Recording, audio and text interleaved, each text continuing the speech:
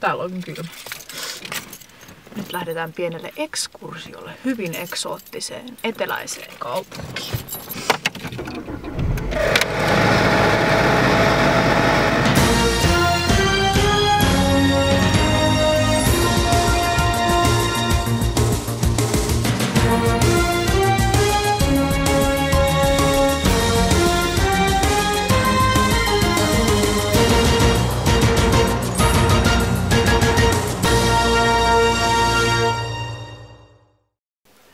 Moikka!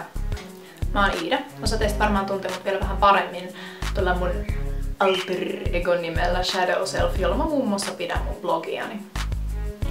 Mä sopisin hommaan, koska mä oon aika lailla somenarkki, eli toisin sanoen sosiaalinen media on mulle tosi tuttu juttu ja sen käyttäminen luonnistuu hyvin helposti. Aika paljon vapaa-ajalla mä touhun hirveästi hallinnoimalla erilaisia Facebook-sivuja, Pinterestia, Instagramia, YouTube, Blogger.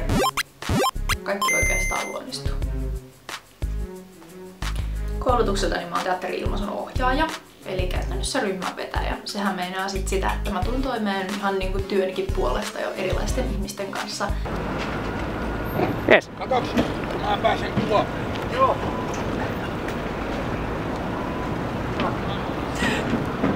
Olisi voinut olla ihan hyvä. No, bloggaamisen ja sitten sosiaalisen median kanssa säätämisen lisäksi mä harrastan muun muassa Tribal Fusionia. Se on semmoista itämaista tanssia. Mä osaan suomea erittäin hyvin, englantia aika hyvin, pikkasen ruotsia, pikkasen saksaa, pari sanaa espanjaa. Osaan mä vähän japaniakin, koska mä oon kattonut Hänahminksi YouTube-kanavaa. Odosuru. Lisäksi mä kasvatan papukaijoja.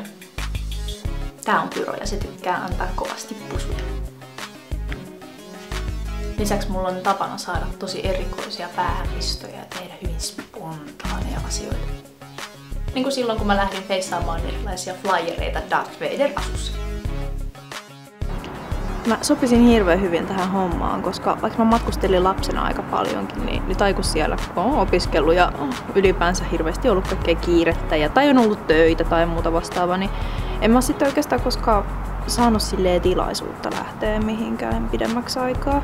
Et totta kai nyt nämä perusruotsit ja muut on tullut käytyä läpi, mutta ihan oikeesti Tokio. Te tykkäsitte katsella mua sen takia, että kaikki olisi mulle niin uutta.